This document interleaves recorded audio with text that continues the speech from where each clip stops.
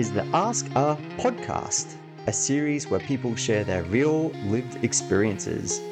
I've brought in an expert game developer to have a chat. Please welcome on Jet Williams.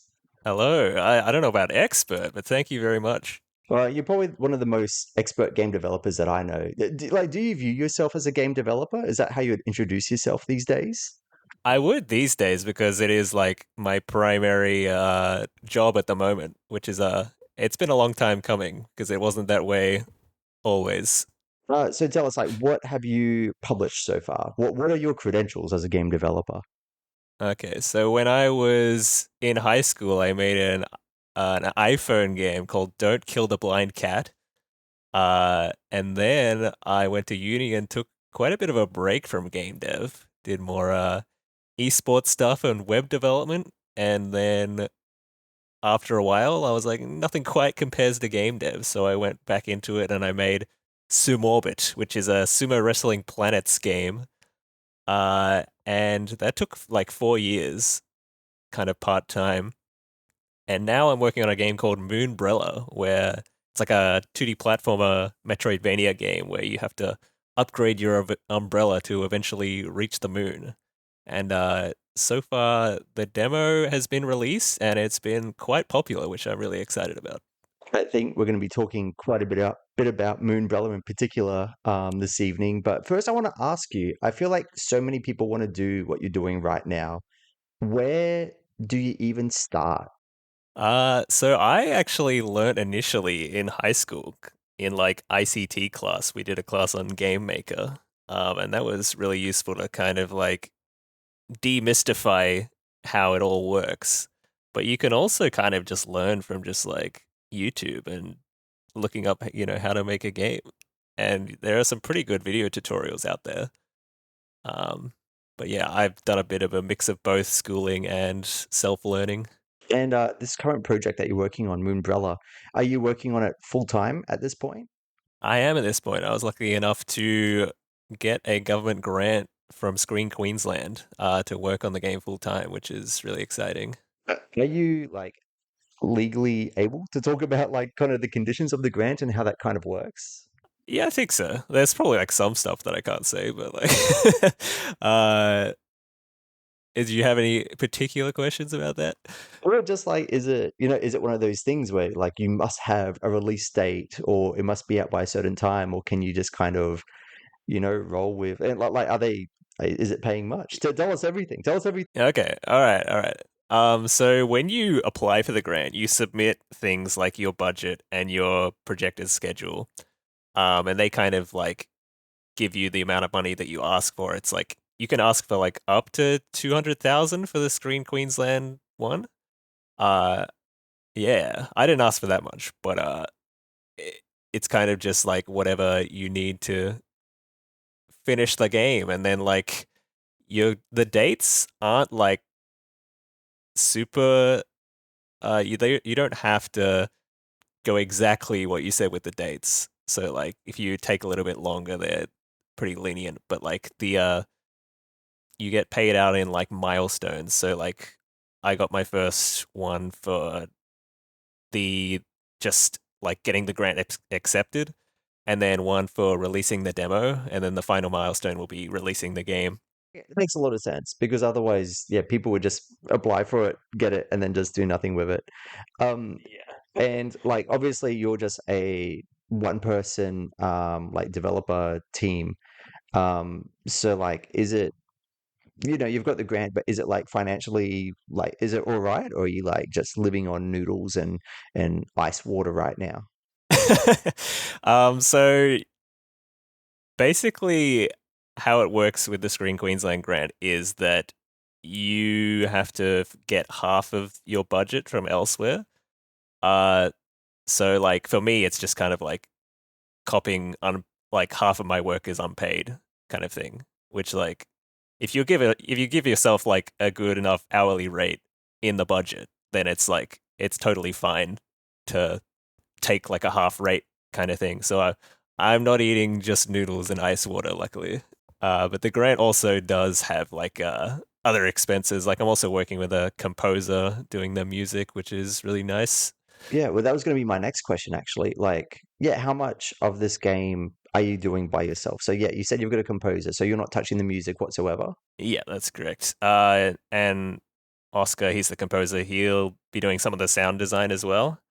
Um, I didn't do the cover art. I got that commissioned. But I think everything else I'm doing myself. That's actually crazy because that is, we're talking like the game design for one, but we're talking like, the programming, we're talking like the graphics, like covering all of that yourself. Yeah, exactly. And like I'm doing the marketing myself as well. Oh, I am also got a PR agency that I'm working with that's like doing press releases and stuff for me, so that's good. Oh, cool. But still, a lot of it is, you. Well, which is really cool because that means that like a lot of it is your vision. I'm sure that like every day you're thinking about new ideas. Like, how do you decide what you want to incorporate into the game and what to leave on the shelf? Yeah, it's a lot of like thinking about how long something would take. So like I made a lot of decisions about this game hoping that I could do it kind of within like a year or two. And it's looking like it's going to take about 2 years total. Uh and yeah, you got to be kind of smart about what features you include and don't. Otherwise, you're just never going to finish the game.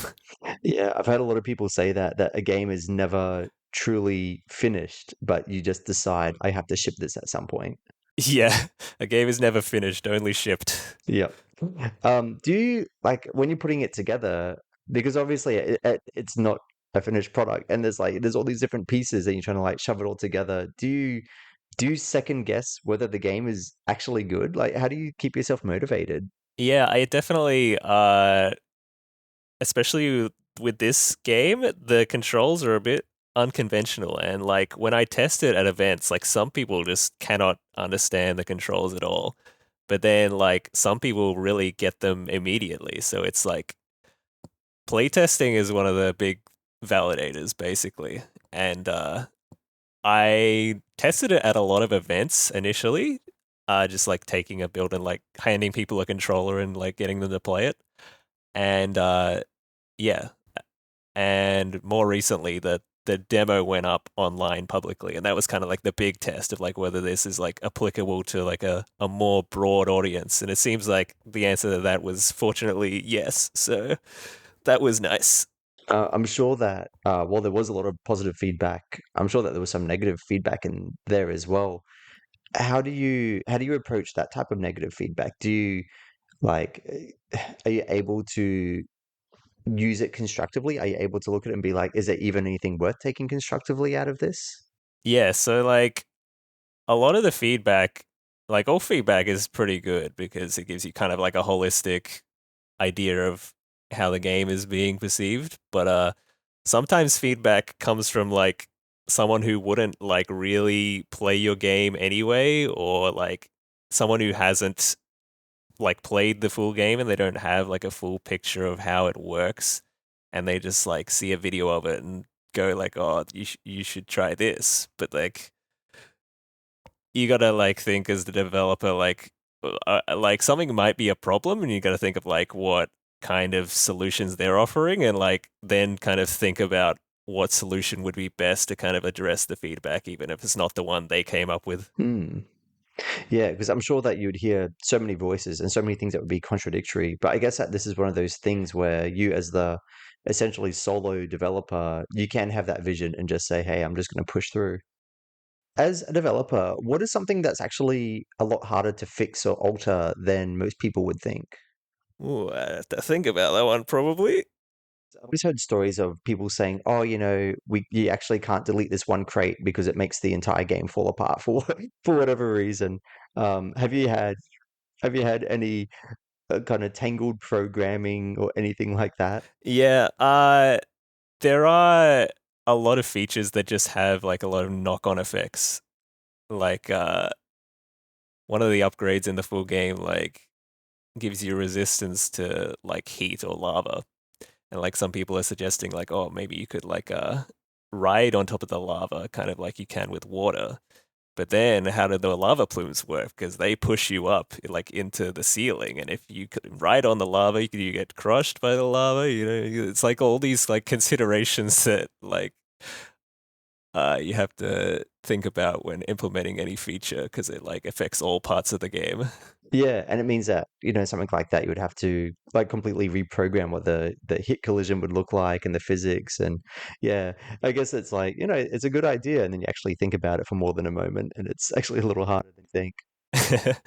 Yep, games are big, convoluted messes, especially towards the end. Oh, I can imagine. I can imagine. So you are hoping to have the game out, sooner rather than later. What do you think the optimal way is to roll out an indie game in in 2026? What does the modern indie game release look like?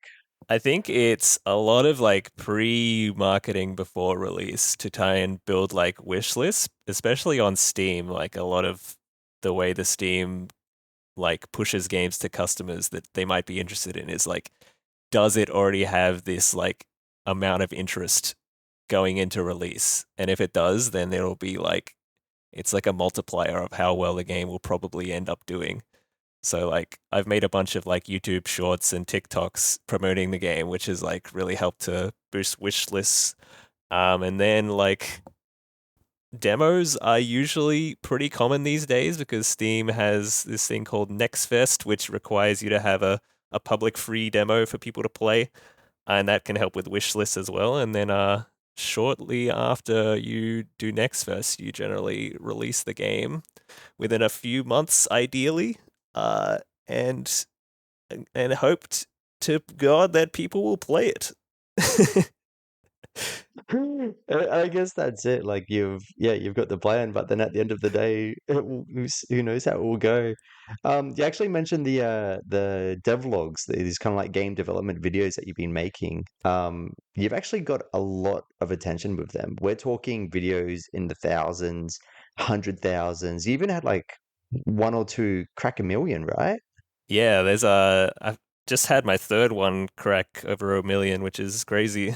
That is like for such a niche type of, video area, that's actually like enormous. Like, are you surprised that you got this much attention with the videos? Yeah, I was very surprised, honestly, because I made more long form videos leading up, like before I started making the shorts, and the best one of those got around 45,000 views, which is still like really good. And but then when I made my like third or fourth YouTube short, it just got I think it's at like 6.5 million views now, and that just like blew my mind because I didn't think the game would even be appealing to 6.5 million people, let alone like them actually find out about it and see it. So That's crazy. And with that type of attention, when you have these videos that are kind of blowing up, are you seeing that? I guess because the game's not out, so you can't turn it into purchases. But are you seeing it turn into, page views or like wish list ads, or are you seeing some knock-on success with them? yeah, so like the long form videos had like a higher like wish list conversion rate, uh, but the amount of views that the shorts are getting is like making that irrelevant. So I've definitely got quite a lot of wish lists and demo downloads and plays from the videos, which is pretty cool. What do you think? It's obviously resonating with people. What do you think people enjoy about the videos so much? I think like even if people aren't interested in game developing themselves, it's kind of like interesting to see how the sausage is made.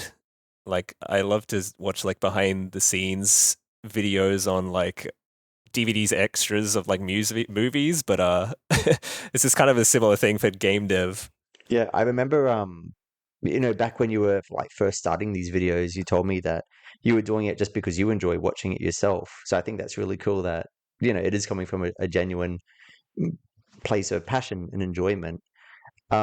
With these big views, like, I guess that short form is a bit different with how it pays out, but are you seeing any money from these videos from like YouTube, TikTok, and the platforms? Yeah, like actually the YouTube shorts I've made like thousands of dollars just from them, which is like crazy. Hey, are you serious? Yeah. I didn't realize that yeah, I didn't realize that shorts actually pay out. I thought Yeah, well, like recently YouTube's kind of been like changing their policies. So like you're gonna have to get 10 million views every 3 months to get paid out from shorts. But luckily I had long form videos as well, so I'm not like that's not applicable to me. So but yeah, you if you're getting the big views, you get some money from it. seeing the success that you've found with the videos, especially now that we know that you're, getting some financial success, has that made you change your strategy? Like, did you see some of these videos get a bit of attention? You're like, hang on, I'm going to make more of these. I think I need to kind of pivot and focus on them. Yeah, I'm definitely focusing more on the short form videos compared to the longer videos now.